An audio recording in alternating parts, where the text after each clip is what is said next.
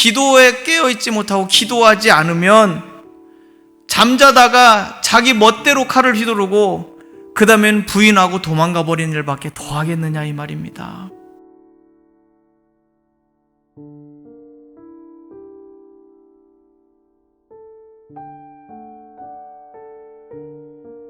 할렐루야. 오늘 함께 온라인으로 예배 드리시는 성도님들과 이 자리에 계신 우리 성도님들 가운데 우리 하나님의 도우심과 또한 채워주심과 인도하심의 은혜가 함께 하시기를 주의 이름으로 축원합니다. 오늘은 종려주일입니다. 예수님께서 왕으로 입성하실 때 많은 사람들이 호산나 다윗의 자손이여 하면서 예수님을 참 왕으로 모실 것처럼 그렇게 기뻐하면서 맞아들였던 그날입니다. 그러나 이제 내일부터는 고난주간이 시작되는데 예수님께서는 입성하신 지 며칠 되지 않아서 사람들의 태도는 완전히 뒤바뀌게 됩니다. 그리고 예수님께서는 목요일날 저녁에 제자들의 발을 씻겨주시고 마지막 유월절 만찬을 나누신 다음에 겟세마네 동산에 올라가셔서 마지막 기도를 하시고 잡혀가시게 되죠. 그리고 십자가에 금요일에 못 박히시게 됩니다. 그리고 3일 후에 안식 후 첫날, 이제 다음 주 일요일 4월 12일이 부활주일인데 예수님께서는 십자가에서 죽으시고 사흘 만에 다시 살아나시게 됩니다. 그래서 우리는 이 한 주간을 예수님의 고난을 생각하면서 그 고난의 깊이를 묵상하는 한 주간으로 보내기를 원합니다. 오늘 여러분과 함께 나눌 말씀은 이 누가복음에 있는 말씀인데 목요일 저녁에 있었던 바로 그 사랑하는 제자들과 마지막 식사를 하고 그리고 그 제자들을 발을 씻기시면서 섬기는 것이 무엇인지, 섬기는 왕이 어떤 분이신지, 예수님이 어떠한 분이신지 보여주시고 그리고 이제 마지막 습관을 쫓아서 늘 하셨던 것처럼 이 동산에 올라가서 기도하시러 올라가셨습니다. 이제 이 기도 마친 다음에는 군병들이 와서 예수님을 잡아 가게 될 것이죠. 그래, 이 마지막 기도를 제자들과 함께 같이 올라가서 기도 드리는 이 장면들입니다. 예수님께서는 그 제자들을 데리고 동산으로 올라가시면서 감람산에 올라가시면서 한 가지 당부하신 것이 있습니다.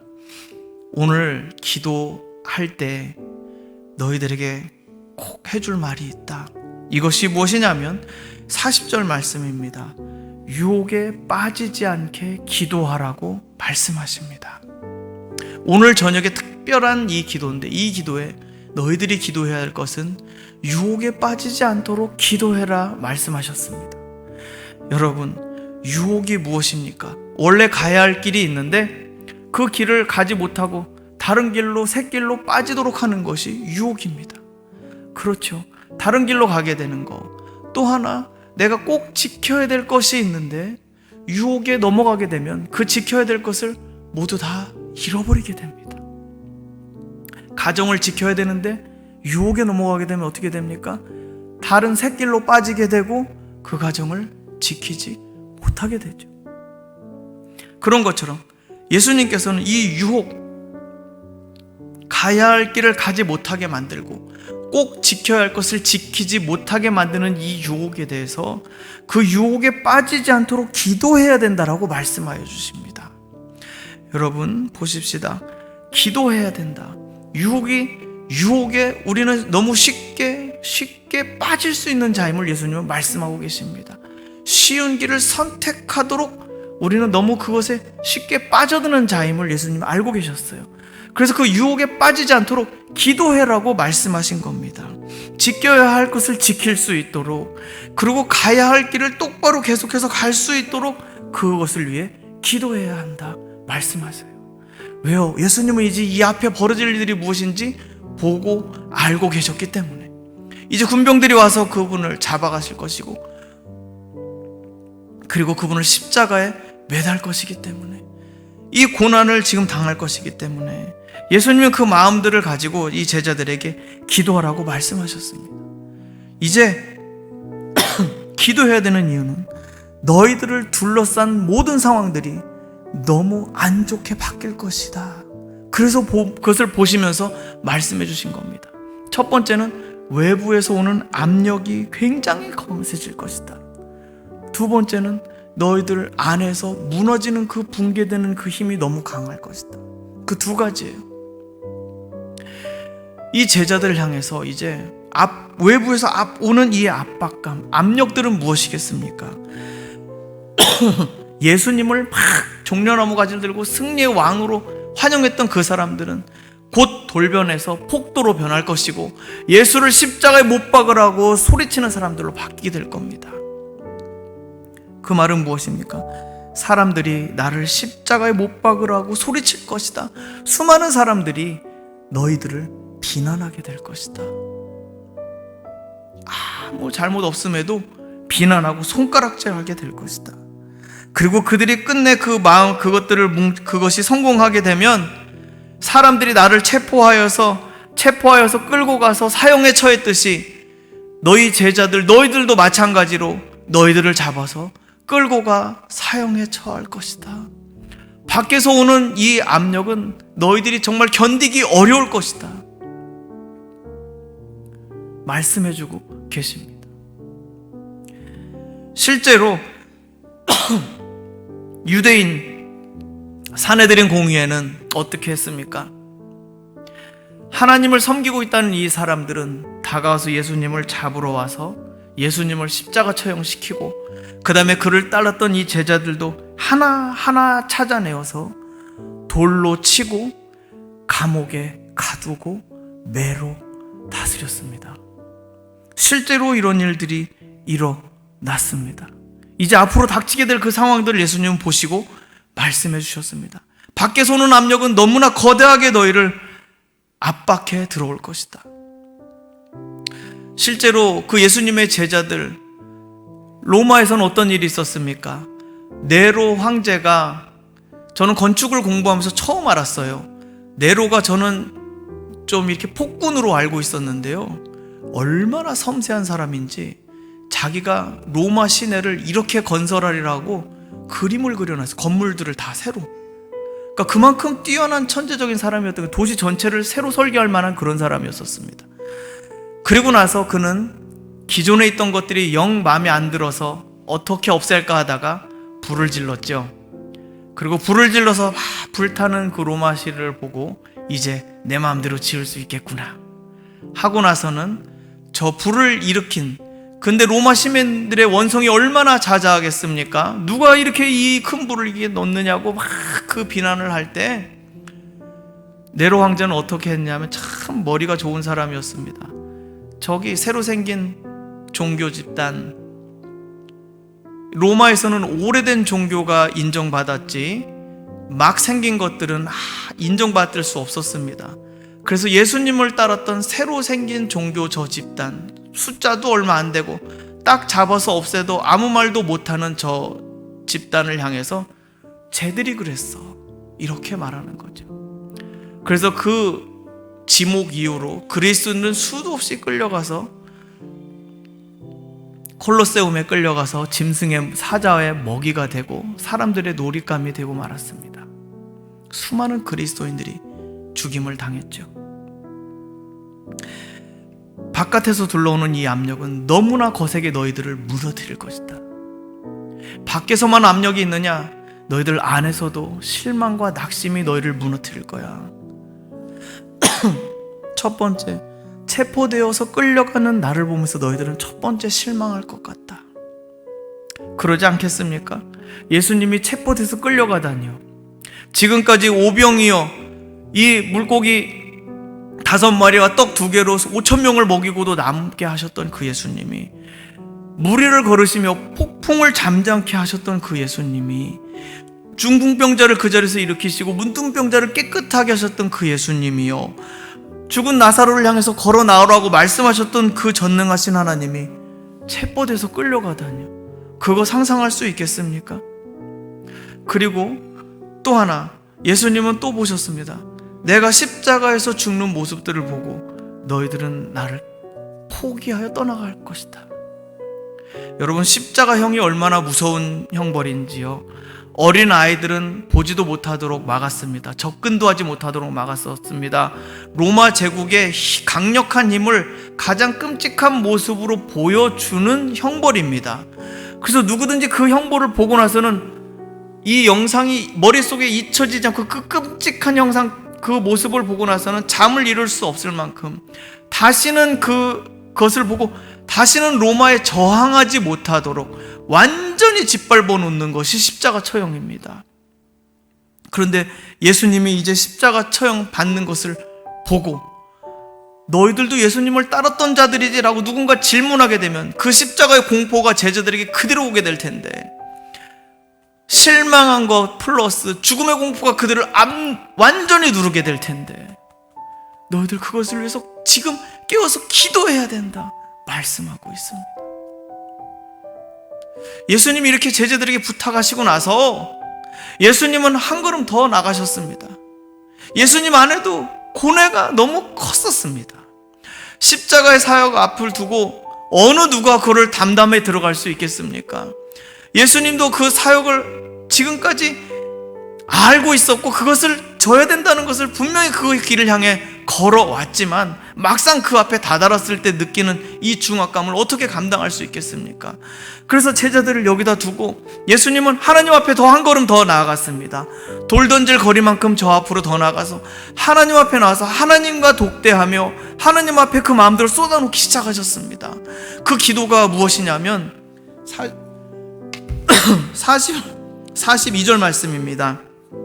우리 같이 한번 읽어보도록 하겠습니다. 이르시되 아버지여, 만일 아버지의 뜻이거든 이 잔을 내게서 옮기시옵소서.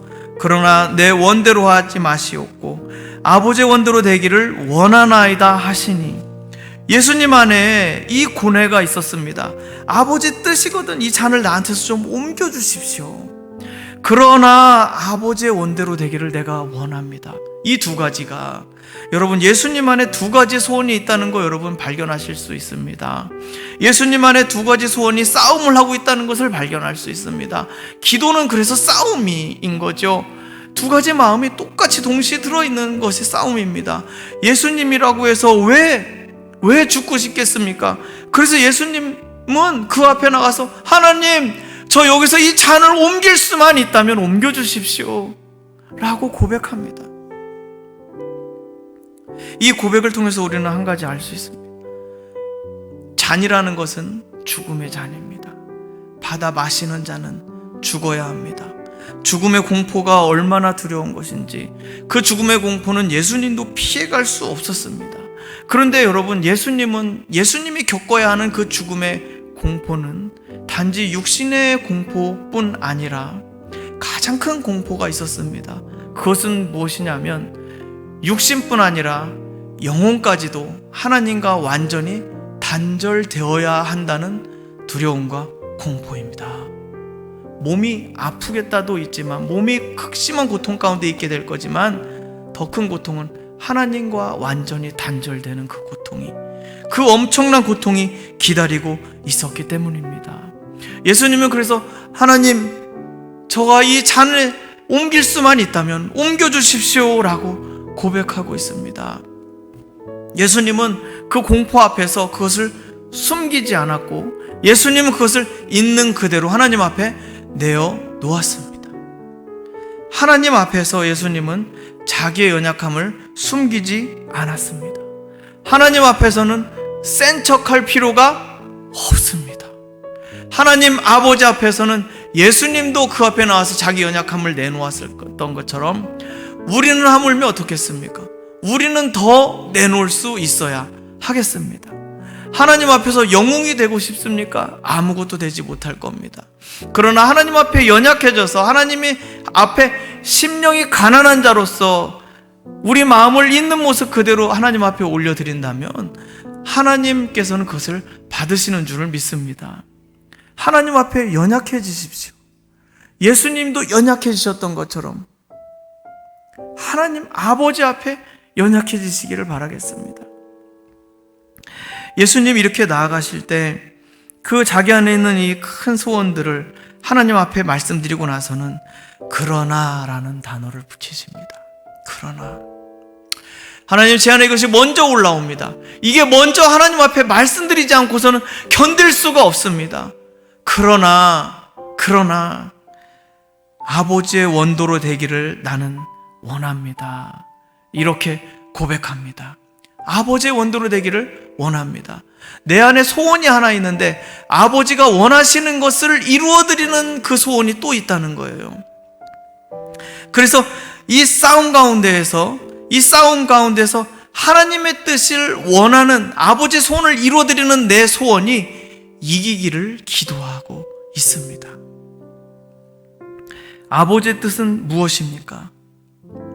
아버지의 뜻, 아버지께서 가라고 하신 이 십자가의 길, 이것을 계속 갈 수 있도록 하는 것, 하나님의 뜻을 계속해서 이루어갈 수 있도록 하는 이 길, 근데 그것이 예수님에게 있어서는 이렇게 다가오는 겁니다. 십자가를 걸어가야 한다. 그 말씀은 무엇입니까? 네가 저 사람들을 위해서 희생 제물이 되어야 한다 말씀하신 거예요. 그게 아버지 원하시는 뜻이었어요. 젖먹고 흠없는 희생 제물로, 젖먹고 흠없는 죄 없는 어린 양으로 내가 너를 준비했거든. 그래서 이제 네가 그 죽임을 당해야 돼. 누구를 위해서요? 저 수많은 죄인들을 위해서 네가 죽어야 한단다. 너는 나의 가장 사랑하는 아들이지만 나는 저 죄인들을 더 사랑하기 때문에 저들을 위해서 네가 죽어야 한다. 그 뜻, 그게 아버지의 뜻이었던 거예요. 그 아버지의 뜻을 예수님은 아셨고 또 그 뜻이 이루어지기를 원했고 기도하셨습니다. 저는 여기에서 예수님께서 이렇게 하셨던 그 일들 가운데 우리를 사랑하시는 것도 사랑하시는 것이고 우리를 위해서 하신다는 것도 참 많이 들어서 알고 있었지만 한 가지 더 했으면 좋겠어요. 여기 한 가지 더 하는 것이 무엇이냐면 예수님께서 우리의 죄를 책임지신다고 하는 것입니다. 책임지신다. 창조주 하나님의 권세는 무한하고 그의 능력은 무한합니다. 뭐든지 자기 뜻대로 할 수 있는 분이세요. 그런데 저는 이 예수님이 십자가 지시는 것을 볼 때마다 느껴지는 것이 무엇이냐면 그 전능하신 하나님이 내 잘못을 책임져 주고 계신다라는 거예요. 우리 모든 사람들의 잘못을 책임지고 계신다라는 거. 여러분, 네, 그냥 주십시오. 괜찮습니다. 이것을 가져가 주시고, 네, 감사합니다. 저 코로나 아닙니다.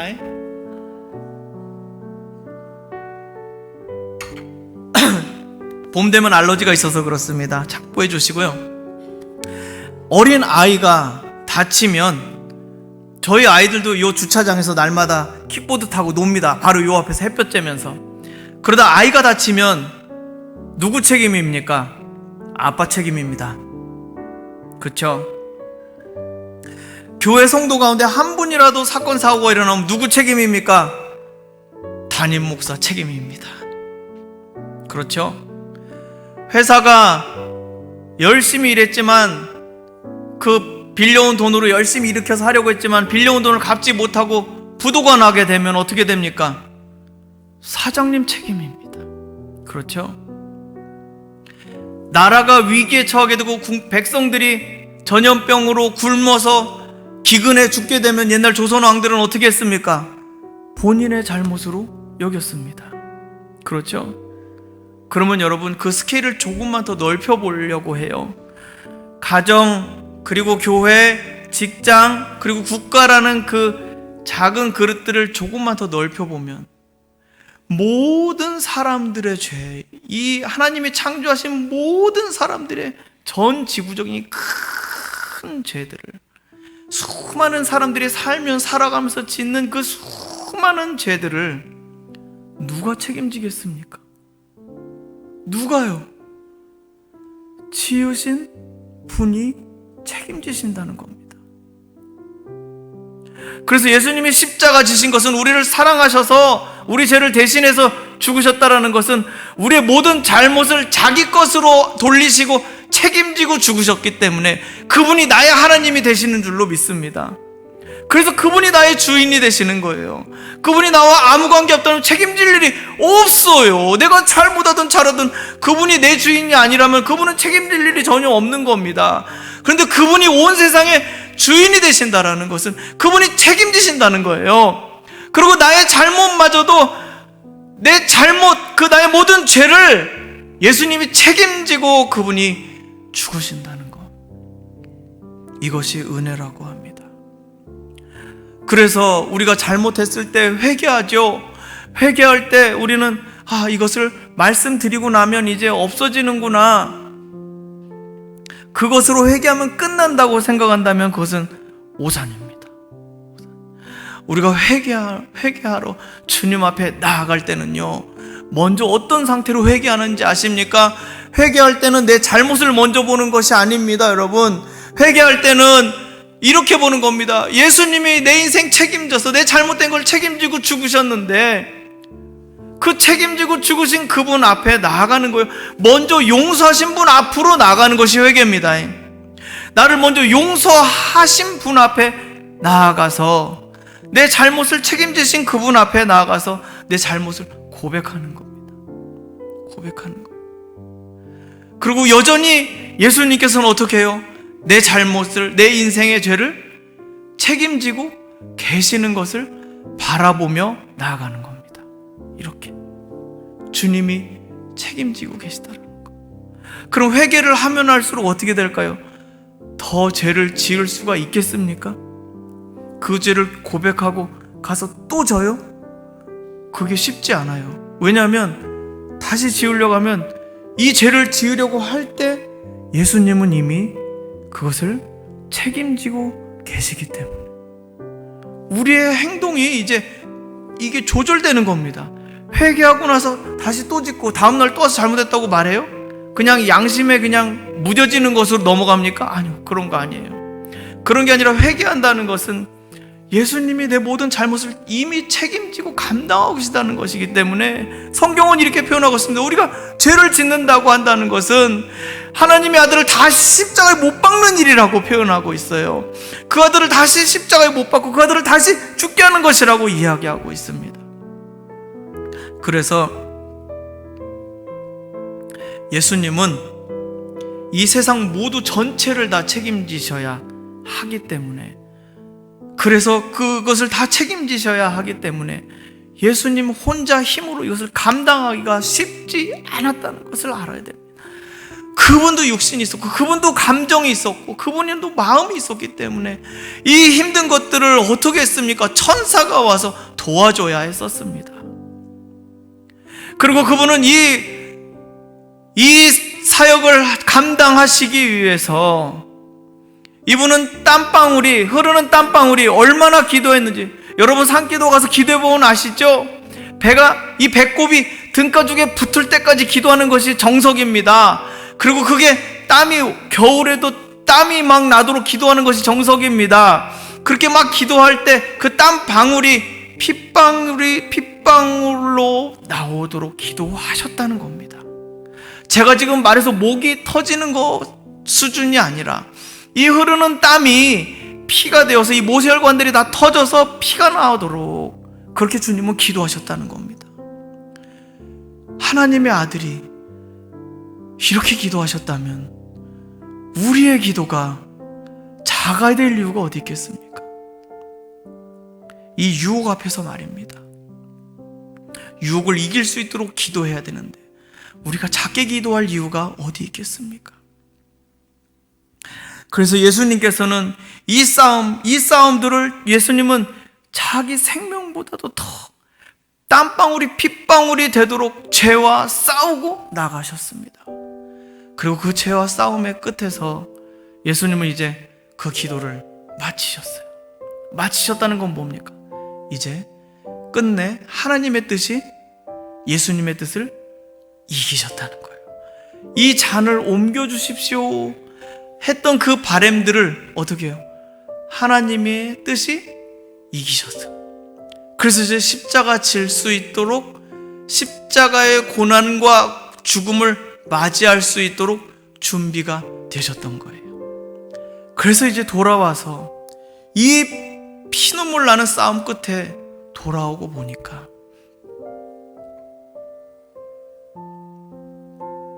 제자들은 뭐 하고 있다고 성경에 기록하고 있습니까? 제가 읽어드릴게요. 45절입니다. 기도 후에 일어나 제자들에게 가서 슬픔으로 인하여 잠든 것을 보시고. 여러분, 이게 말이 됩니까? 네? 이게 말이 됩니까? 지금 예수님이 부르짖고 부르짖어 땀방울이 핏방울이 되도록 그렇게 그 앞에서 요 앞에 가서 기도하셨는데 제자들은 주무시고 계셨어요. 저 같았으면은 야, 이 사람들아, 빨리 당장 일어나. 지금 그럴 때가 아니야. 앉아 일어서. 그리고 발굽혀펴기 하고 지금 그럴 때가 아닐세. 막 그랬을 거예요. 근데 예수님 뭐라 말씀하시냐면요, 어찌하여 자느냐? 시험에 들지 않게 일어나 기도하라. 이렇게 말씀하십니다. 예수님은 제자들의 허물에 대해서 덮어주십니다. 참 놀라운 분이시죠. 저는 이 제자들을 보면서 정말 무감동과 무감각, 극치를 달린다는, 진짜 극치를. 선생님이 그렇게 기도하시는데 최소한도로 가서 중보기도라도 뒤에서 해주던가, 최소한 눈이라도 뜨고 있든가 했어야 됐는데 그냥 편하게 누워서 잠이 드셨다는 거. 그러고 나서 더 가관인 것은 이 성전 대제사장들과 경비대장들과 장로들이 검과 몽치를 들고 예수님을 잡으러 왔을 때 자다 깨서 일어난 제자 한 사람이 그 잡으러 온 종의 귀를 칼로 칩니다. 그래서 오른쪽 귀가 땅에 떨어지게 돼요. 자다가 일어난 사람이 정의의 사도가 돼가지고 칼을 휘둘러 버리는 겁니다. 어쩜 이렇게 내 모습하고 똑같은지. 예수님이 정작 싸우고 기도하실 때는 순화해서 하겠습니다. 가만히 누워서 주무시다가 이제 와서 막상 상황이 닥치니까 자기가 정의의 사도가 된 것 마냥 저런 나쁜 놈들, 그래서 칼로 이렇게 귀를 잘라버리는 그 모습들이, 순간 자기가 막 뭔가라도 된 것처럼 바로 칼을 빼서 휘두르는 모습들이 너무 제 모습과 똑같더라 이겁니다. 그런데 예수님은 어떤 모습이셨느냐?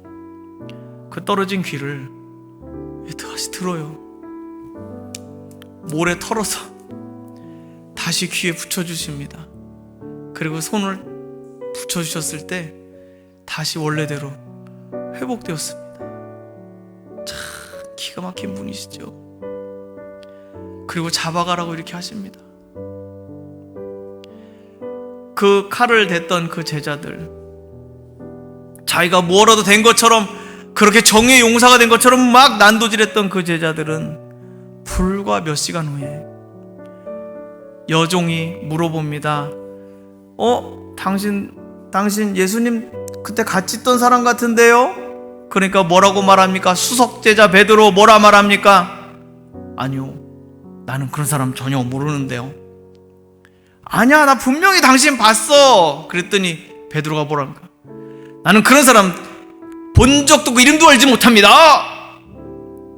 정말 예수님이 말씀하셨던 것처럼 새벽닭 울기 전에 3번 네가 나를 부인하리라 말씀하신 것대로 이 제자들은 유혹에 이기지 못했고, 잠자다가 자기가 정의의 사도가 된 것처럼 칼을 휘두르고, 그리고는 끝내 배신하고 지키지 못하고 자기 갈 길로 가버리고 말았습니다.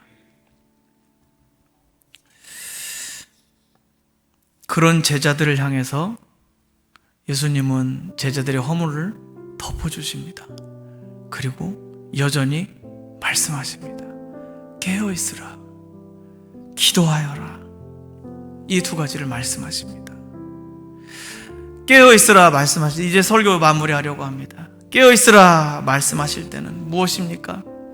잠들면 세상 모르잖아요.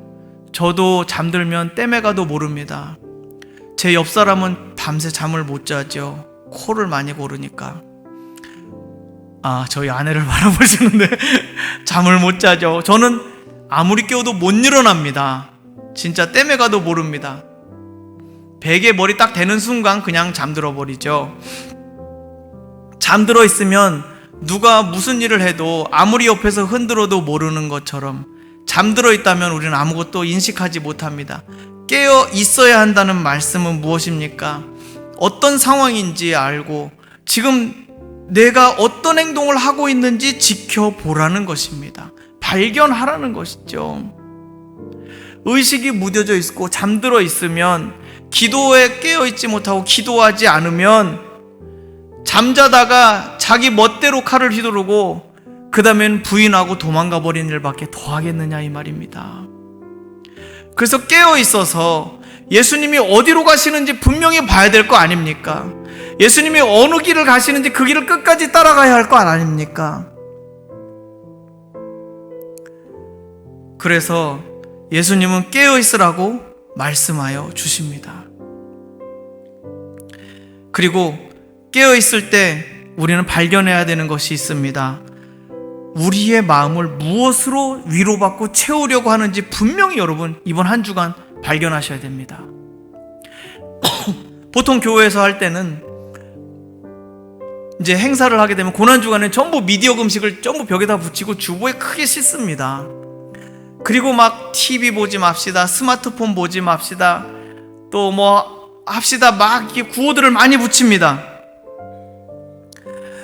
그런데 가만히 이렇게 지켜보면 그런 분들이 계세요. 그래도 본방은 사수해야지. 드라마 본방은 꼭 사수하는 분들이, 그래 다른 기도, 내가 기도는 했으니까, 예배하고 기도는 했으니까 본방은 사수하는 분들이 계세요.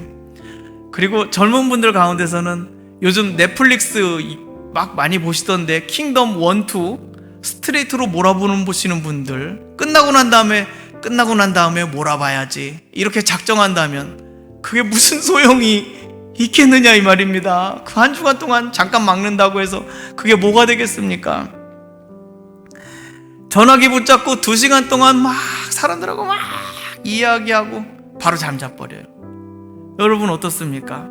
무엇으로 지금 우리 이 배고픈 마음을 무엇으로 채우려고 하고 있는지 여러분 행동들이 조금 보이지 않느냐 이 말입니다. 고난주간만 이렇게 미디어 금식한다고 해서 그것이 없어질까요? 그렇지 않습니다. 그러나 고난주간을 정해놓고 우리가 더 그것에 마음을 쓰는 이유는 이 시간을 통해서 우리가 무엇에 매여 있고 묶여 있는지를 다시 보도록 하는데 있습니다.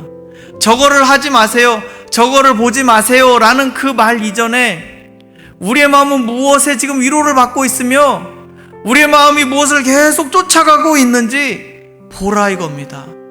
그런데 그것을 본다면은 내가 발견하게 될 겁니다. 내가 저기에 묶여 있었구나, 내가 저거로부터 자유하지 못했었구나, TV로부터 다른 사람의 말로부터 내 마음을 위로받으려고 했었고 내 마음을 그것으로 채우려고 하고 있었구나. 교제가 나쁘다는 것이 아니라 그것만 했을 때 문제가 있다는 것입니다. 정말 진짜 중요한 것은 무엇입니까? 하나님과 내가 홀로 서 있는 시간이 과연 얼마나 되는가입니다. 고난주간에 예수님의 고난을 묵상하는 이유는 바로 이것입니다. 예수님이 내 삶을 지금도 책임져 주고 계시기 때문에 그분 앞에 나아가서 그분과 단독으로 1대1로 대면하는 시간이 너무나 필요하다는 겁니다. 여러분 이제 우리 살아보니까 느낌이 다르지 않습니까? 이 코로나 이전에는 너무 많은 것들을 가지고 살았다는 것 여러분 느껴지지 않으세요? 코로나 딱 이거 상고 나니까 많은 것들을 놓아도 내가 살 수 있네? 하는 그런 것들과 같이 다른 것들을 다 놓아도 하나님 앞에 우리가 서 있을 때 다른 것들을 다 놓아도 하나님만 계시면, 주님이 계시면 나는 그것으로 만족합니다라는 느낌이 올 때까지 말입니다. 우리의 기도는 거기까지 이르러야 합니다. 그게 바로 예수님이 이 고난을 앞두고 제자들에게 마지막으로 부탁하셨던 바로 그 말씀, 너희가 깨어 기도해야 할 것이다. 깨어 기도해야 할 것이다. 그래서 여러분, 예수님이 책임지고 계시는데 아직까지도 내가 무언가에 묶여 있다면, 아직까지도 내가 어떤 죄를 은밀하게 짓고 있다면 그것을 발견하는 시간이 되시기를 축복합니다. 그리고 그것을 벗어내는 시간이 되기를 축복합니다. 그리고 여러분 마음 안에 있는 모든 충족을 하나님으로부터 받는 시간이 되기를 축복합니다. 그래서 나는 주님 한 분으로 만족합니다. 내 인생의 방향을 나는 주님을 따라가는 것으로 걸어가겠습니다 하는 믿음의 고백들이 이 고난주간에 홀로 하나님 앞에 서 있음을 통해서 그런 믿음의 기둥들이 여러분 안에 세워지게 되기를 축복합니다.